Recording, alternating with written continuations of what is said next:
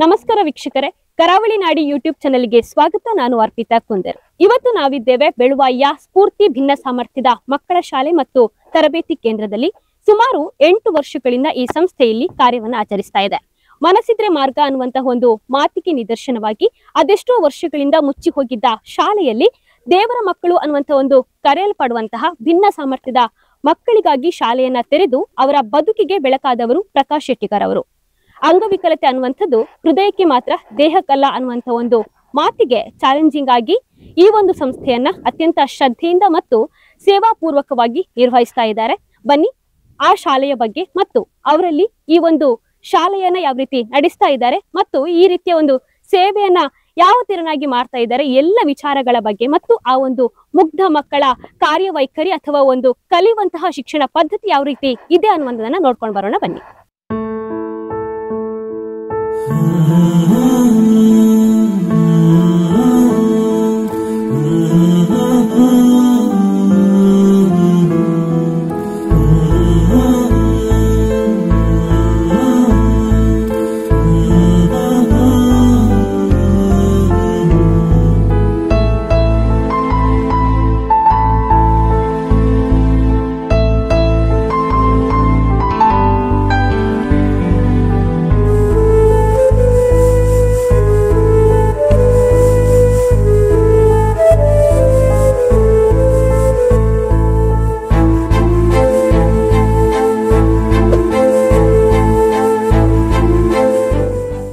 ನಮಸ್ತೆ, ನಿಮ್ಮ ಹೆಸರು? ನನ್ನ ಹೆಸರು ಅನಿತಾ ರೊಡ್ರಿಗಸ್. ಇಲ್ಲಿ ಎಷ್ಟು ವರ್ಷದಿಂದ ಕೆಲಸವನ್ನ ಮಾಡ್ತಾ? ನಾನಿಲ್ಲಿ 8 years ಇಂದ ಕೆಲಸ ಮಾಡ್ತಾ ಇದ್ದೇನೆ. ಈ ಒಂದು ಶಾಲೆ ಅಂತ ಹೇಳಿದ್ರೆ ಬೇರೆ ಶಾಲೆಗೆ ಹೋಲಿಕೆ ಮಾಡಿದ್ರೆ ಒಂದು ವಿಭಿನ್ನವಾಗಿರುವಂತಹ ಶಾಲೆ, ವಿಶಿಷ್ಟ ರೀತಿಯಂತಹ ಮಕ್ಕಳು ಇಲ್ಲಿ ವಿದ್ಯಾಭ್ಯಾಸನ ಮಾಡ್ತಾ ಇದ್ದಾರೆ. ಯಾವ ರೀತಿ ಒಂದು ಅನುಭವ ಕೊಡ್ತಾ ಇದೆ ಈ ನಿಮ್ಮ ವೃತ್ತಿ ಜೀವನ? ನಿಮ್ಗೆ ಎಷ್ಟು ಸಾರ್ಥಕತೆ ಇದೆ ಅಂತ? ನಂದು ಹೇಳ್ಬೇಕಂದ್ರೆ 18 ವರ್ಷ ಆಯ್ತು ಈ ಫೀಲ್ಡ್ ಅಲ್ಲಿ ಟೋಟಲಿ ನಾನು ಸರ್ವಿಸ್ ಮಾಡಿದ್ದೇನೆ. ಇಲ್ಲಿ 84 ಮಕ್ಕಳಿದ್ದಾರೆ ಒಟ್ಟಿಗೆ. ಇಲ್ಲಿ ಒಂದು ಬೆಳಗ್ಗೆ 8:30 ಮಕ್ಕಳಿಗೆ ಸ್ಕೂಲ್ ಸ್ಟಾರ್ಟ್ ಆಗ್ತದೆ. 8:15 ಸಂಜೆ 3:00 ತನಕ ಸ್ಕೂಲ್ ಇದೆ. ನನ್ನ ಅನುಭವದ ಪ್ರಕಾರ ಹೇಳುದಂದ್ರೆ ನಾರ್ಮಲ್ ಮಕ್ಕಳಿಗೆ ಕಲಿಸೋದಕ್ಕಿಂತ ಇವರಿಗೆ ಕಲಿಸೋದಂದ್ರೆ ತುಂಬಾ ಒಂದು ಫೀಲಿಂಗ್ ಇದೆ. ಅಂದ್ರೆ ಯಾವುದೇ ಇವರಿಗೆ ಮಕ್ಕಳಲ್ಲಿ ಭೇದ ಭಾವ ಇಲ್ಲ. ನಮ್ಮನ್ನು ತುಂಬಾ ಚೆನ್ನಾಗಿ ನೋಡ್ಕೊಳ್ತಾರೆ ಅವ್ರ ಮಕ್ಕಳು, ನಮ್ಮನ್ನು ತುಂಬಾ ಕೇರ್ ತಗೊಳ್ತಾರೆ ಅದ್ರಲ್ಲಿ ಹೇಳುದಾದ್ರೆ ಮಕ್ಕಳು. ಹಾಗೆ ಇಲ್ಲಿ ಕಲಿಸಲಿಕ್ಕೆ ತುಂಬಾ ಖುಷಿ ಇದೆ. ನಿಮ್ಮ ಕ್ವಾಲಿಫಿಕೇಶನ್ ಹೇಳೋದಾದ್ರೆ? ನಾನು PUC ಮುಗಿಸಿ ಸ್ಪೆಷಲ್ ಡಿಪ್ಲೊಮಾ ಮಾಡಿದ್ದೇನೆ. ಈಗ ನೀವು ಇಲ್ಲಿ ಹೇಳಿದ್ರೆ 8 ವರ್ಷದಿಂದ ಕೆಲಸವನ್ನ ಮಾಡ್ತಾ ಇದ್ದೀರಿ ಅಂತ. ಯಾವಾಗ್ಲಾದ್ರೂ ಈ ಒಂದು ಕೆಲಸ ತುಂಬಾ ಚಾಲೆಂಜಿಂಗ್ ಆಗಿದೆ, ಬೇರೆ ರೀತಿಯಲ್ಲಿ ಏನಾದ್ರು ಟ್ರೈ ಮಾಡುವಂತ ಅನಿಸಿದ್ಯಾ? ಇಲ್ಲ, ಖಂಡಿತವಾಗ್ಲ ಅಂತದ ಮನೋಭಾವನೆ ಬರ್ಲಿಲ್ಲ ಇಷ್ಟರವರೆಗೆ. ಯಾಕಂದ್ರೆ ಸ್ಟಾರ್ಟಿಂಗ್ ಅಲ್ಲಿ ನಾನು ಈ ವೃತ್ತಿ ಜೀವನಕ್ಕೆ ಬರ್ಬೇಕಾದ್ರೆ ಒಂದು ಸ್ಕೂಲಲ್ಲಿ ನಾನು 25 ಮಕ್ಕಳಿಗೆ ಒಬ್ಳೆ ಟೀಚರ್ ಆಗಿ ಕೆಲಸ ಮಾಡ್ತಿದ್ದೆ. 25 ಮಕ್ಕಳನ್ನ ನಾನು ಒಬ್ಳೆ ಮೇಂಟೈನ್ ಮಾಡ್ತಾ ಇದ್ದೆ. ಹಾಗಾಗಿ ನನ್ಗೆ ಈ ಮಕ್ಕಳು ನನ್ಗೆ ಆಗ ಅಷ್ಟು ಕಷ್ಟ ಅನಿಸುದಿಲ್ಲ. ಯಾಕಂದ್ರೆ ಈಗ ಸೆಕ್ಷನ್ ವೈಸ್ ಅಲ್ಲಿ ಅಂದ್ರೆ ಒಂದು ಸೆಕ್ಷನ್ ಅಲ್ಲಿ 10 ಮಕ್ಕಳು 7 ಮಕ್ಕಳಿರೋದು. ಹಾಗಾಗಿ ಅವರನ್ನು ನೋಡೋಕೆ ಅಷ್ಟೊಂದು ಕಷ್ಟ ಅನಿಸುದಿಲ್ಲ. ಕೆಲವೊಮ್ಮೆ ಮಕ್ಕಳು ನನ್ನ ಈಗ ಸೆಕ್ಷನ್ ಅಲ್ಲಿ, ನಾನು ಈಗ ಸೆಕೆಂಡರಿ C ಸೆಕ್ಷನ್ ಅಂತ ತಗೊಳ್ತಾ ಇದ್ದೇನೆ. ಅದ್ರಲ್ಲಿ ಒಬ್ಬ ತುಂಬಾ ಹೈಪರ್ ಹುಡುಗ ಇದ್ದಾನೆ. ಫಸ್ಟ್ ಗೆ ಕಷ್ಟ ಆಗ್ತಿದ್ದ ಅವನ ನೋಡ್ಕೊಳ್ಳಿಕ್ಕೆ, ಅವನು ಎಲ್ಲ ಮಕ್ಕಳ ಮುಂದೆ ಅವನ ನೋಡ್ಕೊಳ್ಳೋದಾದ್ರೆ.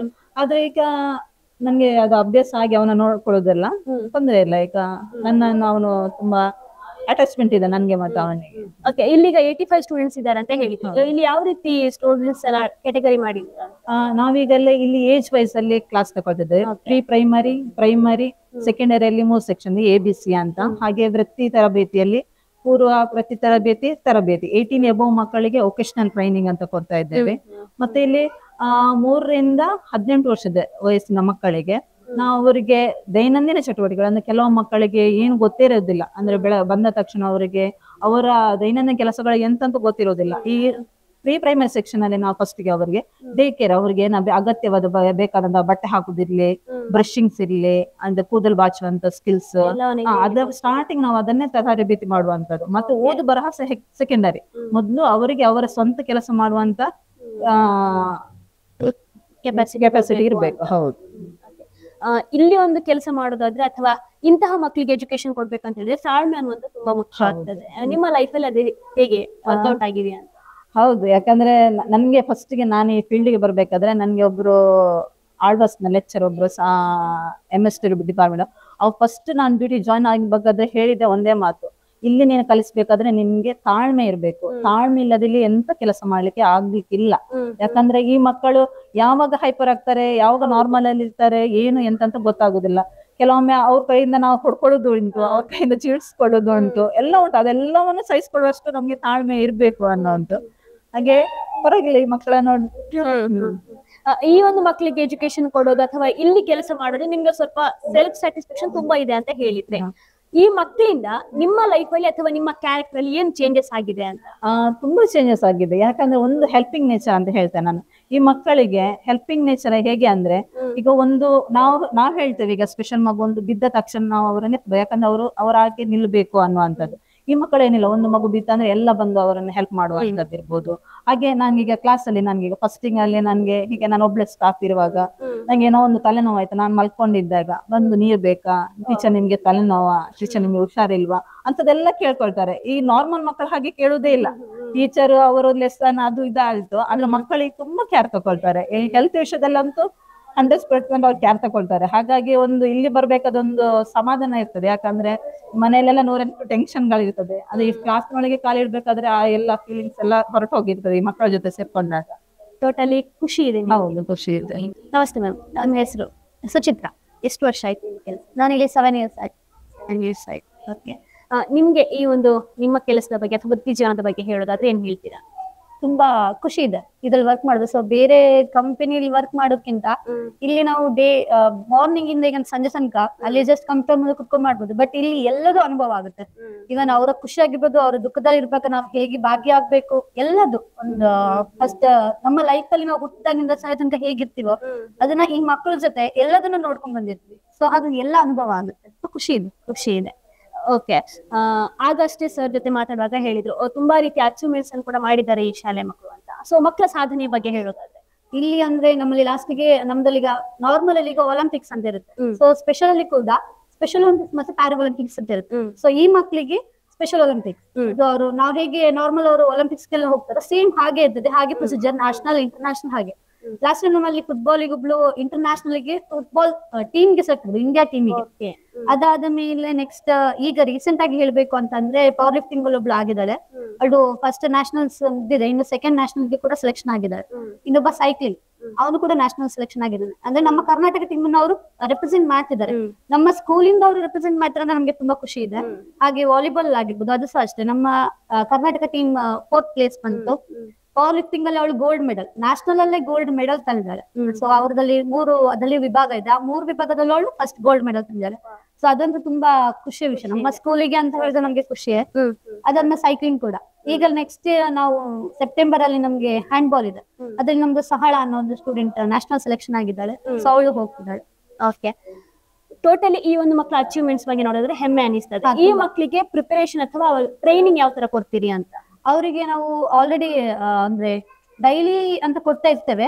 ಅದ್ರ ಜೊತೆ ಎಕ್ಸ್ಟ್ರಾ ಅಂತ ಹೇಳಿದ್ರೆ ಅವರಿಗೆ ಯಾವಾಗ ಫ್ರೀ ಇರುತ್ತೆ ಅವರ ಕ್ಲಾಸ್ ಟೀಚರ್ಸ್ ನಾವ್ನ ಕೇಳ್ಕೊಂಡು ಅವರ ಟೈಮ್ ಮ್ಯಾನೇಜ್ ಮಾಡ್ಕೊಂಡು ಅವ್ರಿಗೆ ನಾವು ಒಟ್ಟಿಗೆ ಕೊಡಕ್ ಆಗಲ್ಲ. ಯಾಕಂದ್ರೆ ಒಬ್ಬೊಬ್ಬರ ಇವೆಂಟ್ಸ್ ಬೇರೆ ಬೇರೆ ಇರೋದ್ರಿಂದ ಒಬ್ಬೊಬ್ರಿಗೆ ಒಂದೊಂದು ಟೀಚರ್ಸ್ ನ ಅವ್ರವ್ರು ನೋಡ್ಕೋತಾರೆ. ಅವ್ರನ್ನ ಕೆಲವು ಗ್ರೌಂಡ್ ಕರ್ಕೊಂಡು ಹೋಗ್ತಾರೆ. ಹಾಗೆ ಅಂದ್ರೆ ಈಗ ಸ್ಪೋರ್ಟ್ಸ್ ಗೆ ರಿಲೇಟೆಡ್ ಆಗಿರುವಂತ ಈಗ ಅದಕ್ಕೆ ತುಂಬಾ ಟ್ರೈನಿಂಗ್ ಬೇಕಾಗ್ತದೆ. ಸೊ ಅದಕ್ಕೆ ಯಾವ ತರ ಅದ್ರಲ್ಲಿ ವಾರ್ಮ್ ಅಪ್ ಎಲ್ಲರಿಗೂ ಒಟ್ಟಿಗೆ ಮಾಡಿರ್ತೀವಿ. ಅದಾದ ಮೇಲೆ ಡಿವೈಡ್ ಮಾಡ್ಕೊಂಡು ಸೊ ನಾವು ಅದ್ರ ಬಗ್ಗೆ ನ್ಯಾಷನಲ್ಸ್ ಗೆಲ್ಲ ಹೋಗೋದ್ರಿಂದ ಸೊ ನನ್ ಜೊತೆ ಹೆಲ್ಪ್ ಇನ್ನೊಬ್ರು ಸ್ಟಾಫ್ ಇರ್ತಾರೆ. ಸೊ ಅವರಿಗೆ ನಾವು ಟ್ರೈನ್ ಮಾಡ್ತೀವಿ.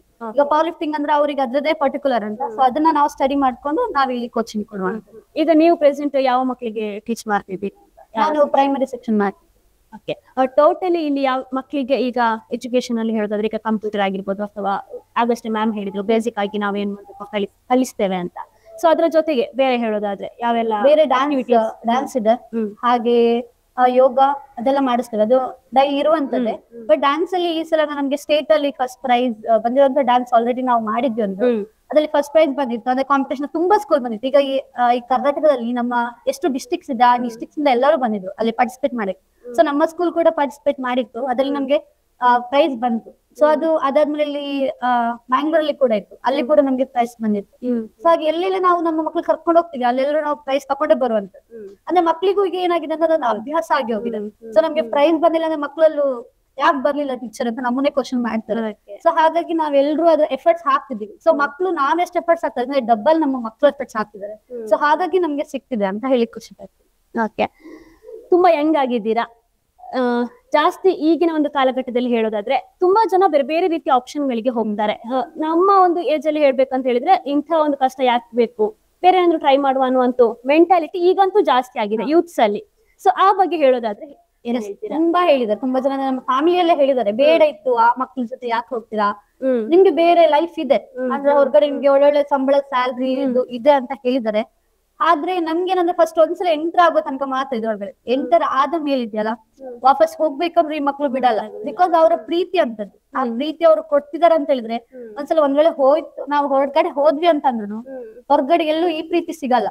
ಸೊ ಅವರ ಕಾಳಜಿ ಸಿಗಲ್ಲ, ಅವರ ಪ್ರೀತಿ ಸಿಗಲ್ಲ. ಸೊ ಆ ಪ್ರೀತಿ ಬೇಕು ಅಂತಂದ್ರೆ ಇದು ಬೆಸ್ಟ್.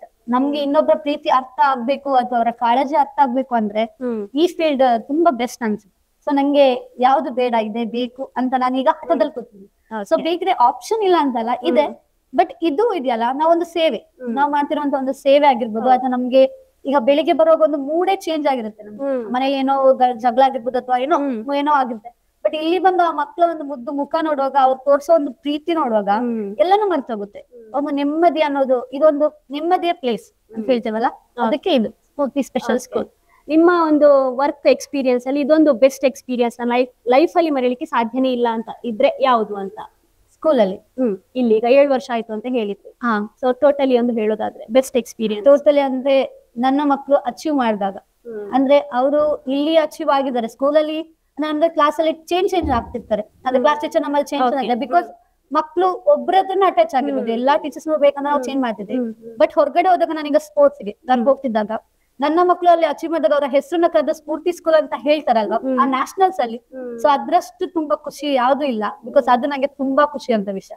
ಈವನ್ ಡ್ಯಾನ್ಸ್ ಆಗಿರ್ಬೋದು, ಅಲ್ಲಿ ಹೋದಾಗ ಸ್ಫೂರ್ತಿ ಸ್ಪೆಷಲ್ ಸ್ಕೂಲ್ ಫಸ್ಟ್ ಅಂತ ಹೇಳ್ತಾರ, ಅದೊಂಥರ ಮೆಮೊರೇಬಲ್. ಈಗ ನಾರ್ಮಲ್ ಅಲ್ಲಿ ಕ್ಯಾಶುವಲ್ ಅದೆಲ್ಲ, ಯಾಕಂದ್ರೆ ಅವ್ರು ಫೈಟ್ ಮಾಡ್ತಾರೆ, ಮಕ್ಳೇ ಕ್ವಶನ್ ಮಾಡ್ತಾರೆ ಎಲ್ಲ.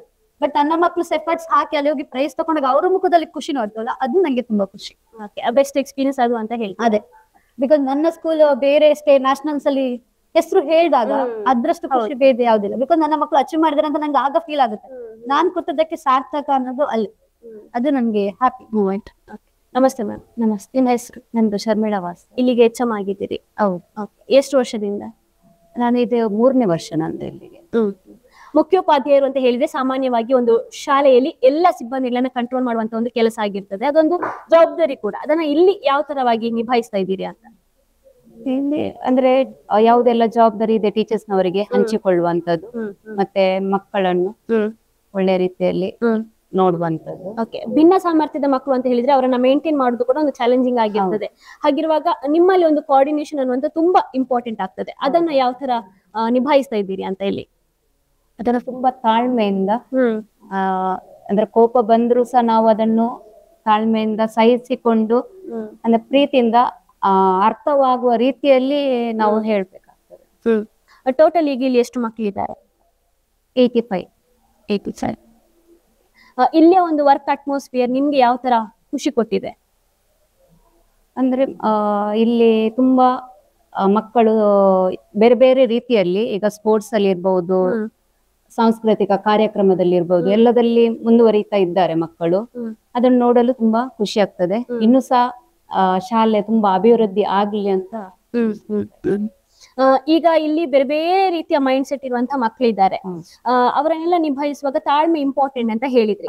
ಯಾವಾಗಾದ್ರೂ ನಿಮ್ಮ ಒಂದು ವರ್ಕಿಂಗ್ ಲೈಫ್ ಅಲ್ಲಿ ಆ ಒಂದು ತಾಳ್ಮೆ ಕೆಟ್ಟು ಹೋದಂತಹ ಸಿಚುವೇಶನ್ಸ್ ಇದೆಯಾ? ತಾಳ್ಮೆ ಕೆಟ್ಟು ಹೋಗ್ತದೆ, ಆದ್ರೆ ಅದನ್ನು ಸಹಿಸಿಕೊಳ್ಳಲು ಪ್ರಯತ್ನಿಸ್ತಾ ಇದ್ದೆ. ಅಂದ್ರೆ ಈಗ ತಾಳ್ಮೆ ಕೆಟ್ಟು ಹೋಗಿರುವಂತದ್ದು, ಮನೆಯಿಂದ ಬಂದಿರ್ತೀರಿ, ಯಾವುದೋ ಒಂದು ಒತ್ತಡ ಇರ್ತದೆ, ಅದ್ರ ಜೊತೆಗೆ ಇಂತಹ ಒಂದು ಚಾಲೆಂಜಿಂಗ್ ಮಕ್ಕಳನ್ನ ಫೇಸ್ ಮಾಡೋದು ಕೂಡ ತುಂಬಾ ಕಷ್ಟ ಆಗಿರ್ತದೆ. ಆ ಒಂದು ಬ್ಯಾಲೆನ್ಸ್ ಮಾಡುವಾಗ ಎಲ್ಲಾದ್ರೂ ತಪ್ಪಿದ್ದಿದ್ಯಾ ಅಂತ ಮತ್ತೆ ಫೀಲ್ ಮಾಡ್ಕೊಳ್ಳೋಂತ ಒಂದು ಎಕ್ಸ್ಪೀರಿಯನ್ಸ್ ನಿಮ್ಗೆ ಆಗಿದ್ಯಾ? ಇಲ್ಲ.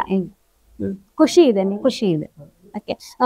ಆಗಷ್ಟೇ ಸರ್ ಹೇಳಿದ್ರು ಇಲ್ಲಿಗೆ ಅಂದ್ರೆ ಗೌರ್ಮೆಂಟ್ ಇದ ಅನುದಾನ ಏನು ಇಲ್ಲ, ದಾನಿಗಳ ನೆರವಿನಿಂದಲೇ ಈ ಒಂದು ಶಾಲೆ ನಡೀತಾ ಇದೆ ಅಂತ. ಸೊ ಅದ್ರ ಬಗ್ಗೆ ಹೇಳೋದಾದ್ರೆ, ಅಂದ್ರೆ ಗೌರ್ಮೆಂಟ್ ಇಂದ ಯಾಕೆ ಫಂಡ್ ಬರ್ತಾ ಇಲ್ಲ ಅಂದ್ರೆ ನಿಮ್ಮ ಅನಿಸಿಕೆ ಹೇಳೋದಾದ್ರೆ, ಮತ್ತೆ ಮನವಿ ಏನಾದ್ರು ಇದ್ರೆ ಏನ್ ಹೇಳ್ತೀರಾ ಅಂತ?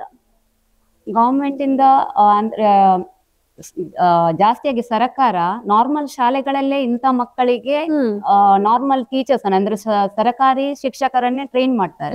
ಇಂಥ ಶಾಲೆಗೆ ಅಷ್ಟು ಇಂಪಾರ್ಟೆನ್ಸ್ ಕೊಡುದಿಲ್ಲ, ಆದ್ರೆ ಕೊಡ್ಬೇಕು, ನಾವು ಪ್ರಯತ್ನ ಪಡ್ತೇವೆ.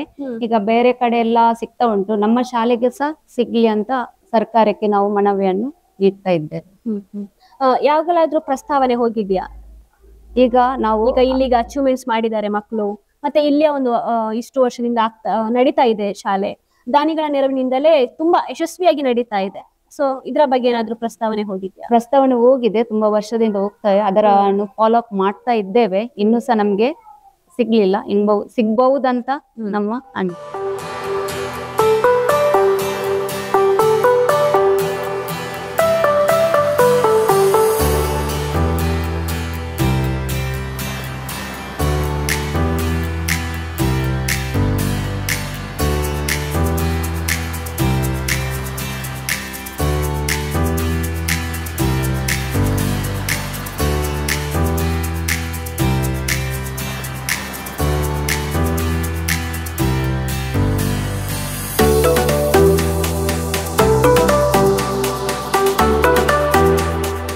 ನಮಸ್ತೆ ಸರ್. ನಮಸ್ತೆ. ನಿಮ್ಮ ಹೆಸರು? ಪ್ರಕಾಶ್ ಶೆಟ್ಟಿಗಾರ. ನಿಮ್ಮ ಪರಿಚಯ ಮತ್ತು ನಿಮ್ಮ ಹಿನ್ನೆಲೆ ಹೇಳೋದಾದ್ರೆ? ನಾನಂದ್ರೆ ಮೂಡುಬಿದ್ರೆಯಲ್ಲಿ ಶಾರದಾ ಶೆಟ್ಟಿ ಜಯ ಶೆಟ್ಟಿ ಅವರ ಪ್ರಥಮ ಪುತ್ರನ ಹುಟ್ಟಿದ್ದೇನೆ. ಹಿನ್ನೆಲೆ ಅಂದ್ರೆ ನಾವು ಮೊದಲು ಬಡ ಕುಟುಂಬದಿಂದ ಬಂದವರು. ಯಾಕಂದ್ರೆ ನಮ್ಮ ತಾಯಿ ತಂದೆ ಬೀಡಿ ಕಟ್ಟಿಕೊಂಡು ಜೀವನ ಸಾಗಿಸ್ತಿದ್ರು. ಬಾಡಿಗೆ ಮನೆಯಲ್ಲಿದ್ರು. ನಮ್ಮ ಇದೆ ಅಲಂಗಾರಲ್ಲಿ ಬಾಡಿಗೆ ಮನೆಯಲ್ಲಿ 3 ಮಕ್ಕಳು, ನನ್ನ ಒಬ್ಳು ತಂಗಿ ಮತ್ತು ತಮ್ಮ, ತಂದೆ 5 ಜನ ನಾವು ವಾಸವಾಗಿತ್ತು. ಹಾಗೆ ಅಲ್ಲೇ ಅಲಂಗಾರ ಸೈಂಟ್ ಥಾಮಸ್ ಶಾಲೆಯಲ್ಲಿ ನಾನು ವಿದ್ಯಾಭ್ಯಾಸ ಮಾಡ್ತಾ ಇದ್ದೆ. ಅಲ್ಲಿಂದ ಪ್ರೈಮರಿ ವಿದ್ಯಾಭ್ಯಾಸ ಸೈಂಟ್ ಥಾಮಸ್ ಅಲಂಗಾರಲ್ಲಿ ಮಾಡಿದೆ. ಈ ಒಂದು ಸ್ಫೂರ್ತಿ ವಿಶಿಷ್ಟ ಮಕ್ಕಳ ಶಾಲೆ ಒಂದು ರೂವಾರಿ ಅಂತಾನೆ ಹೇಳ್ಬೋದು ನೀವು. ಸೊ ಈ ಒಂದು ಪರಿಕಲ್ಪನೆ ಯಾವ ರೀತಿ ಹುಟ್ಟಿಕೊಂಡಿತ್ತು ಅಂತ? ಯಾಕಂದ್ರೆ ಈ ಸಮಾಜ ಈ ವಿಶೇಷದ ಮಕ್ಕಳನ್ನು ಅಥವಾ ವಿಶೇಷ ಯಾರಿದ್ದಾರೆ ಅವರನ್ನು ಯಾವ ರೀತಿ ನೋಡ್ತಾರೆ, ಅವರನ್ನು ಯಾವ ರೀತಿ ನಡೆಸ್ಕೊಳ್ತಾರೆ, ಅವ್ರಿಗೆ ಏನೆಲ್ಲ ಮಾಡ್ಬೇಕು, ಇದೆಲ್ಲ ನಾನು ಸ್ವತಃ ಅನುಭವಿಸಿದೆ. ಯಾಕಂದ್ರೆ ನಾನು ಕೂಡ ಹ್ಯಾಂಡಿಕ್ಯಾಪ್, ಯಾಕಂದ್ರೆ ನಂದು ಕೂಡ ಕಾಲು ಸರಿ ಇಲ್ಲ. ಅದೇ ಹುಟ್ಟುವಾಗ ಸರಿ ಇತ್ತು, ಆದ್ರೆ ಶಾಲೆ ಹೋಗ್ತಾ 7ನೇ ಇರುವಾಗ ಒಂದ್ ದಿವಸ ರಾತ್ರಿ ಮಲಗಿದ ಬೆಳಿಗ್ಗೆ ಎದ್ದು 7 ಆಗಿಲ್ಲ, ಬೆಡ್ ಮಲಗಿದಲ್ಲೇ ಇದ್ದೆ. ಆಗ ಹಾಸ್ಪಿಟಲ್ ಕರ್ಕೊಂಡೋದ್ರು. ಕರ್ಕೊಂಡೋಗಿ ಒಂದು 3 ತಿಂಗಳು ಹಾಸ್ಪಿಟಲ್ ಅಲ್ಲಿ ಇದ್ದೆ. ಆ ನಂತರ ವಾಪಸ್ ಬಂದಾಗ ಶಾಲೆಗೆ ಒಂದೊಂದು ಕಾಲು ವೇರಿಯೇಷನ್ ಕುಂಟಾಗಿತ್ತು. ಹಾಗೆ ಶಾಲೆಗೆ ಬಂದ ನಂದೇನು ಪ್ರಕಾಶ್ ಶೆಟ್ಟಿಗಾರ, ಅಲ್ಲಿ ಪ್ರಕಾಶ್ ಶೆಟ್ಟಿಗಾರ ಸತ್ತು ಹೋಗಿದ್ದ. ಅಲ್ಲಿ ಕುಂಟ ಅನ್ನೋದು ಹೊಸ ಹೆಸರು ನನಗೆ. ಅಲ್ಲಿ ಎಲ್ರು ಕುಂಟ ಬಂದ ಅಪಹಾಸ್ಯ ಮಾಡೋರು. ಈಗ ಮಕ್ಕಳ ಮನಸ್ಸಿಗೆ ಆಡುವಂತದ್ದು ಕ್ರಿಕೆಟ್ ಇರ್ಬೋದು, ಬೇರೆ ಮಕ್ಕಳು. ಆದ್ರೆ ನಾವು ಆಡ್ಲಿಕ್ಕೆ ಹೋದಾಗ ಚೊಟ್ಟೆ ಕುಂಟ ಈ ನಮ್ಮೊಟ್ಟಿಗೆ ಬರಬೇಡ, ನೀನ್ ನಮ್ ಜೊತೆ ಬೇಡ ಅಂದ್ರೆ ನಮ್ಮನ್ನು ದೂರ ತಳ್ಳಿಬಿಟ್ರು. ಆಗ ಮನಸ್ಸು ತುಂಬಾ ನೋವಾಗ್ತಿತ್ತು, ಯಾಕೆ ನಾನು ಇವರೊಟ್ಟಿಗೆ ಆಡಿ ಬೆಳೆದವ, ಇವತ್ತು ಯಾಕೆ ಈ ರೀತಿ ಮಾಡ್ತಾರೆ ಅಂತೇಳಿ. ಅದೇ ಮುಂದೆ 8ನೇ 9ನೇ 10ನೇ ಹೋಗ್ಬೇಕಾದ್ರೆ ಸೇಮ್ ಟೈಮ್ ಈ ನೋವು ಜಾಸ್ತಿ ಆಗ್ತಿತ್ತು. ವಾಪಸ್ ಹಾಸ್ಪಿಟಲ್ ಆಗ್ತಿದೆ, 1-2 ತಿಂಗಳು ಹಾಸ್ಪಿಟಲ್ ಬರೋದು, ಮತ್ತೆ ವಾಪಸ್ ಶಾಲೆ ಬರೋದು. ಆದ್ರೆ ಎಲ್ಲಿ ಹೋದ್ರು ಅಪಹಾಸ್ಯ ಬಿಟ್ಟು ಬೇರೆ ಏನಿಲ್ಲ. ಚೊಟ್ಟೆ ಬತ್ತೆ, ಕುಂಟೆ ಬತ್ತೆ ಇಂತ ಅಪಹಾಸ್ಯಗಳು. ಇದು ಕೇಳಿ ಮನಸ್ಸು ತುಂಬಾ ನೋವಾಗ್ತಿತ್ತು, ಬೇಜಾರಾಗ್ತಿತ್ತು. ಅದು ಯಾರ ಹತ್ರ ಹೇಳ್ಕೊಂಡಾಗಿಲ್ಲ, ಒಬ್ನೇ ಕೂತು ಅಳ್ಬೇಕು ಅಷ್ಟೇ, ಬೇರೆ ಏನಿಲ್ಲ. ಅದ್ ಆ ಟೈಮಲ್ಲಿ ಒಬ್ನೇ ಕೂತಾಗ ಒಂದು ಏನಾದ್ರೆ ಹಣ ಮಾಡ್ಬೇಕು, ಈ ಸಮಾಜದಲ್ಲಿ ದೊಡ್ಡ ಜನ ಆಗ್ಬೇಕು, ದೊಡ್ಡದು ಏನು ಇವತ್ತು ಅಪಹಾಸ್ಯ ಅವರೆದ್ರು ಒಂದು ನಿಲ್ಬೇಕು, ನನ್ಗೆ ಅಪಹಾಸ್ಯ ಮಾಡಿದವ್ರಿಗೆ ಒಂದು ಉತ್ತರ ಕೊಡ್ಬೇಕು ಎಂದು ಚಾಲೆಂಜ್ ಒಂದು ಮನಸ್ಸಲ್ಲಿ ಮೂಡಿತ್ತು. ಹಾಗೆ ಆಯ್ತು. 10ನೇಗೆ ಇದೆಲ್ಲ ಅಪಹಾಸ್ಯಗಳಿಗೆ ಶಾಲೆ ಬಿಟ್ಟೆ. ನಂತರ ಕೆಲ್ಸಕ್ಕೆ ಹೋಗ್ಲಿಕ್ಕೆ ಸ್ಟಾರ್ಟ್ ಮಾಡಿದೆ. ಬೇರೆ ಬೇರೆ ವ್ಯಕ್ತಿ ಮಾಡಿ ಇಲ್ಲಿಂದ ಬಾಂಬೆ ಬೇರೆ ಬೇರೆ ಕಡೆ ಹೋಗಿ ಹಣ ಸಂಪಾದನೆ ಮಾಡಿ ನಾವು ನಮ್ಮ ಕಾಲ ಮೇಲೆ ನಿಂತ ಒಂದು ಹಣ ಸಂಪಾದನೆ ಬಂದ್ಮೇಲೆ ಮದುವೆ ಆಯ್ತು. ಮದುವೆ ಆದ್ಮೇಲೆ 2 ಮಕ್ಕಳು, ಒಬ್ಳು ಹುಡುಗಿ ಒಬ್ಬ ಹುಡುಗ. ಈ ಹುಡುಗ ಕೂಡ ವಿಶೇಷನಾಗಿ ಹುಟ್ಟಿದ.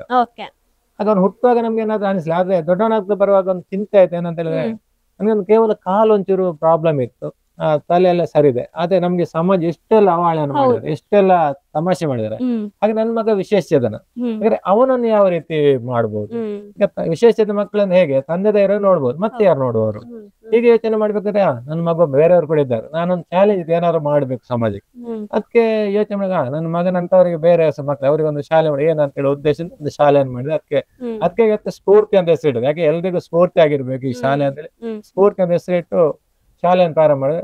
ಸ್ಟಾರ್ಟಿಂಗ್ ಎಲ್ಲ 33 ಮಕ್ಕಳಿದ್ದಾರೆ. ಇವತ್ತು ಈ ಶಾಲೆಯಲ್ಲಿ 85 ಮಕ್ಕಳು ವಿದ್ಯಾಭ್ಯಾಸ ಮಾಡಿದೆ. ಎಲ್ರಿಗೂ ಉಚಿತವಾಗಿ, ಯಾವುದೇ ಸರ್ಕಾರದ ಅನುದಾನ ಇಲ್ಲ, ಯಾವ್ದು ಕೇವಲ ದಾನಿಗಳಿಂದ ಅಥವಾ ನಾವು ಇದನ್ನ ಮಾಡಿ ಇವತ್ತು 85 ಮಕ್ಕಳಿಗೆ ಉಚಿತವಾಗಿ ಶಿಕ್ಷಣ ನೀಡ್ತಾ ಇದ್ದೇವೆ. ಈಗ ಇವತ್ತು ಕೂಡ ಎಲ್ಲ ತಮಾಷೆ ಮಾಡಿದ್ರೆ ನಮ್ಗೆ ನಾನು ನಡೆಯುವಾಗ ಹಿಂದಿಂದ ನಾನು ನಡೆಯುವ ಶೈಲಿಯನ್ನ, ಅದು ಇವತ್ತು ನಾನು ತಿರುಗಿ ಕೇಳ್ತೇನೆ, ನೀವು ನನ್ನ ಶೈಲಿಯನ್ನು ಅನುಕರಣೆಯನ್ನು ಮಾಡ್ತೀರಾ? ಅದು ನನ್ನ ಹಿಂದೆ 85 ಮಕ್ಕಳಿದೆ, ನಿಮ್ಗೆ ಸರಿ ಇದೆ, ನೀವು 1-2 ಮಕ್ಕಳು ಅದ್ರ ಸಾಕಿ ತೋರಿಸಿ ಅಂದೇಳಿ ಆ ಮಟ್ಟಕ್ಕೆ ನಾನು ಬೆಳೆದೆ ಅಂತ ಹೇಳ್ಬೋದು. ಈಗ ಈ ಒಂದು ಸ್ಫೂರ್ತಿ ಶಾಲೆಯಲ್ಲಿ ನಿಮ್ಮ ಮಗ ಕೂಡ ಇದೇ ಸ್ಕೂಲ್ ನಲ್ಲಿ ಶಾಲೆಯಲ್ಲಿ ಇದೆ. ಎಜುಕೇಶನ್ ಅನ್ನ ಮಾಡ್ತಾ ಹೌದು. ಇದ್ದಾನೆ. ಯಾವ ತರ ನಿಮ್ಗೆ ಅನಿಸ್ತದೆ? ಯಾಕಂದ್ರೆ ನೀವೀಗ ಮನಸ್ಸು ಮಾಡ್ತಿದ್ರೆ ಯಾವ್ದೋ ಒಂದು ಒಳ್ಳೆಯ ಪ್ರೈವೇಟ್ ಶಾಲೆಗೆ ಅಥವಾ ಆ ಒಂದೇ ಮಕ್ಕಳಿಗೆ ಸಂಬಂಧಿಸಿದ ಸ್ಕೂಲ್ಗೆ ಸೇರಿಸಬಹುದಿತ್ತು. ಸೊ ನೀವು ಇಲ್ಲೇ ಅವರನ್ನ ಇದ್ ಮಾಡ್ಕೊಂಡು ಎಜುಕೇಶನ್ ಯಾಕಂದ್ರೆ ಅವ ಕೂಡ ನನ್ನ ಮಗ ಅಂತಿಲ್ಲ, ನನ್ಗೆ ಎಲ್ಲ ಮಕ್ಕಳು ಒಂದೇ ರೀತಿ. ಹ್ಮ್. ಯಾಕಂದ್ರೆ ವಿಶೇಷ ಮಕ್ಕಳು ನನ್ನ ಮಗ ಅಂತ ನಾನು ಮಾಡಿದ ಉದ್ದೇಶ ಏನು, ಎಲ್ಲ ಮಕ್ಕಳು ಒಂದು ದಾರಿ ತೋರ್ಬೇಕಂದ್ರೆ. ಹಾಗಾಗಿ ನನ್ನ ಮಗನ ರೀತಿ ಬೇರೆಯವ್ರು ಕೂಡ ಈಗ ಅವನು ಕೂಡ ಈಗ ಇಲ್ಲಿ ದೊಡ್ಡ ಮಕ್ಕಳ ವೃತ್ತಿದಾರರು ಕೊಡ್ತಾ ಇದ್ದೆ. ಈಗ ಒಬ್ಬ ಹುಡುಗ ಇದ್ದಾನೆ, ಅವನಿಗೆ ಚಿಕ್ಕ ಮಕ್ಕಳು ವಾಶ್ರೂಮ್ ಕರ್ಕೊಂಡು ಅದೆಲ್ಲ. ಈಗ ನನ್ನ ಮಗ ಕೂಡ ಹಾಗೆ ಈಗ ಒಂದು ಗಾಡಿಯಲ್ಲಿ ಹೋಗ್ತಾನೆ, ಅವನೇ ಬಸ್ಸಲ್ಲಿ ಮಕ್ಕಳ ಹತ್ಸುದು ಇದೆಲ್ಲ ಮಾಡ್ತಾನೆ. ಓಕೆ. ಅಂದ್ರೆ ಅವನು ಇಂಪ್ರೂವ್ಮೆಂಟ್ ಮಾಡ್ತಾ ಇರ್ತಾನೆ ಅವನು.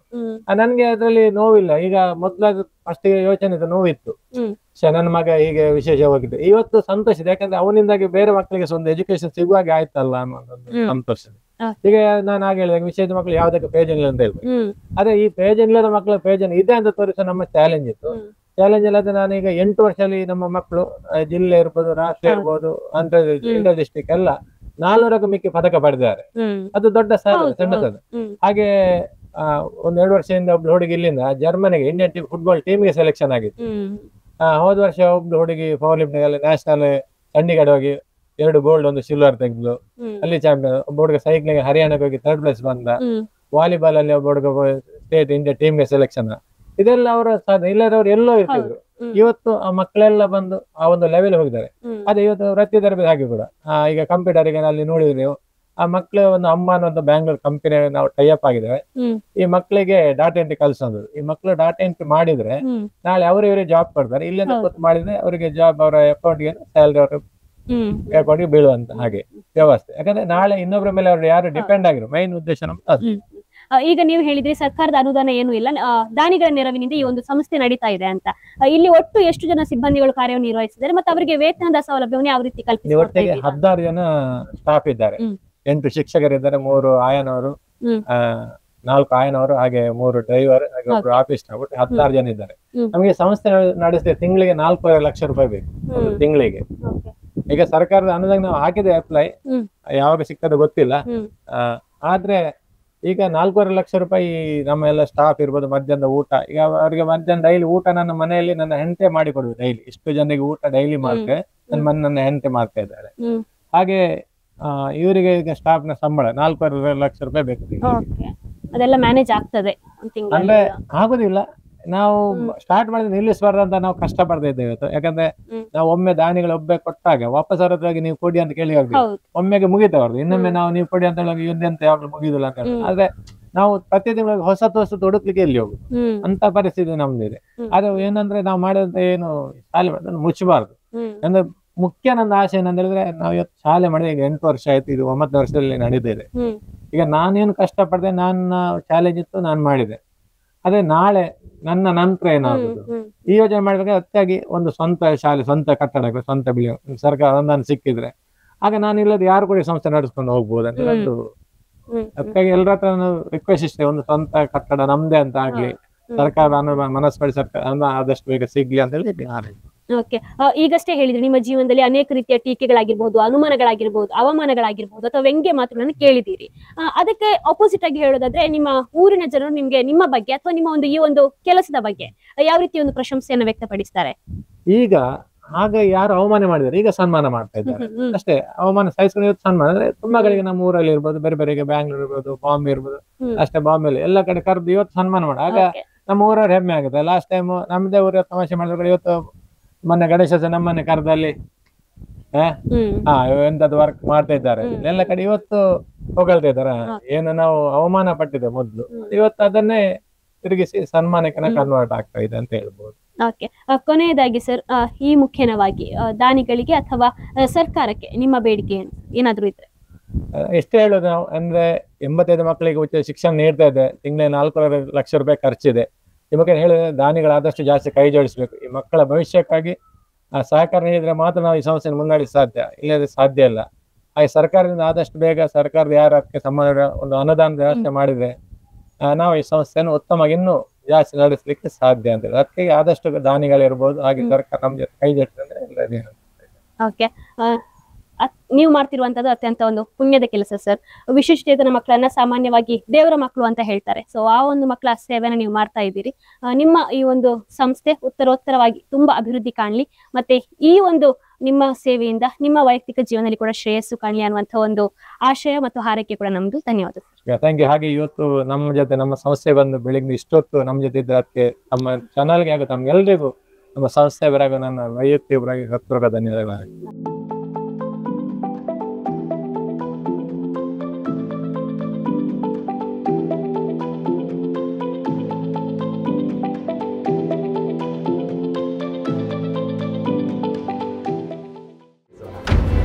ಕರಾವಳಿ ನಾಡಿ ಸುದ್ದಿ ಸಂತೆಯಲ್ಲಿ ಸತ್ಯದ ಜ್ಯೋತಿ.